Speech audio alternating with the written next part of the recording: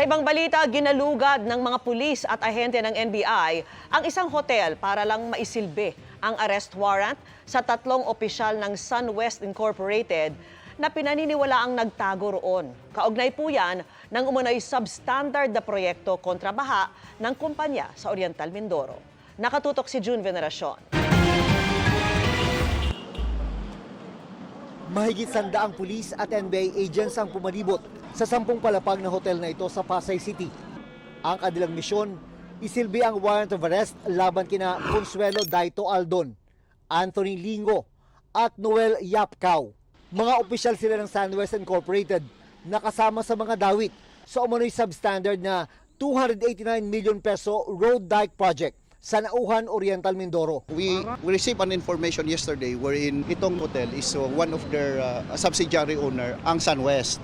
And based doon sa information is dito itinago, dito nagtago. Ang sabi is it's either nasa kitchen or nasa housekeeping.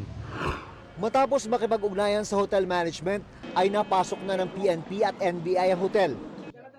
Sinuyod nila ang bawat sulok ng hotel at pinasok ang mga kwarto mula baba hanggang taas.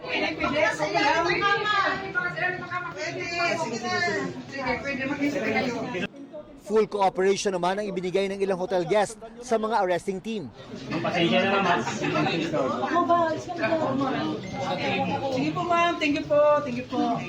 Pero pagkatapos ng isang oras, lumabas na ng hotel ang mga pulis at NBI agent.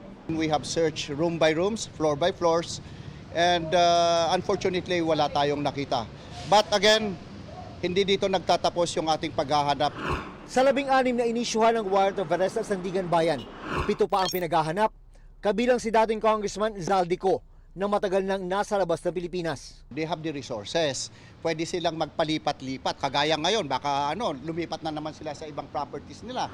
Para sa PNP, wala na mas magandang gawin ng mga pinaghahanap na akusado kundi ang sumuko dahil darating din ang araw na mahuhuli din sila. Para sa GMA Integrated News, June Veneracion, nakatutok, 24 oras.